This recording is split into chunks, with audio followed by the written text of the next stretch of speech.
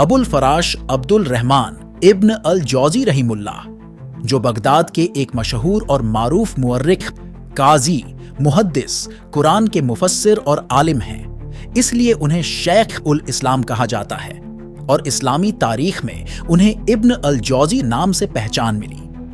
इब्न अल जौजी का सबसे बेहतरीन वाकया जो बयान किया जाता है कि बगदाद में एक बार अहले सुन्नत और शिया के दरमियान हजरत अबू बकर और हजरत अली रजी अल्लाहु अन्हु की फजीलत को लेकर बहस छिड़ गई। सुन्नी हजरात हजरत अबू बकर को अफजल मानकर बहस कर रहे थे और शिया हजरत अली को लेकर। बहस में तेजी आने लगी और अब बहस शदीद रूख अख्तियार करने लगी।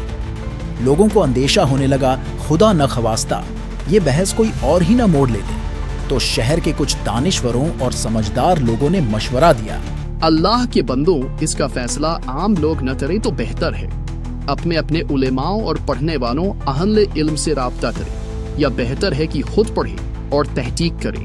अवाम तो अवाम है, वो पढ़ने के बजाय किसी जल्दी और फौरी हल को तलाशती है, और ये तहकीक का काम भी उनके लिए कोई और करे और जल्दी करे, और फैसला भी उनकी पसंद का हो। उसकी मर्जी के खिलाफ फैसला ज्यादातर अवाम कबूल नहीं करती। खैर, लोग अपने अपने अहले दानिश और समझदार लोगों के पास गए। जब उन समझदार लोगों को ये बात पता चली कि मामला इतना संगीन हो चुका है और लोग भी फौरी हल चाहते हैं, उन समझदार लोगों ने आपस में ये फैसला किया कि अगर गलती से इस मामले में ऊंच नीच हो गई तो बगदाद का अमन खराब हो सकता है। हर शख्स फैसला करने और लेने से घबरा रहा था कि किसी ने मशवरा दिया, ये मामला शेख अबुल फराश इब्ने जौजी हल कर सकते हैं, क्योंकि वो जितना अहले सुन्नत में मकबूल और मारूफ है, उतने ही शियों में भी उनकी सच्चाई, क़यामतदारी, हक गोई और फैसले सबको काबिल कबूल होते हैं। लिहाजा सबका इस पर इत्तेफाक हो गया। पूरे बगदाद में ये खबर फैल चुकी थी, लिहाजा लोगों की भीड़ इब्ने जौजी के दफ्तर के सामने इकट्ठी होने लगी। जब मामला शेख इब्ने जौजी के सामने पेश किया गया तो उन्होंने कहा, क्या मेरा जवाब सबको काबिल कबूल होगा? तो सबने आपके जवाब पर रजामंदी का इजहार किया। फिर सुन्नी शिया के रहनुमाओं को बुलाया गया और शेख इब्ने जौजी ने पूछा, क्या मुतालबा है आप लोगों का? दोनों गिरोहों के रहनुमाओं ने कहा, हुजूर, ये बताइए कि अबू बकर और अली में कौन अफजल है? शेख उल इस्लाम इब्ने जौजी अपनी मजलिस वाली कुर्सी पर बैठे हुए थे।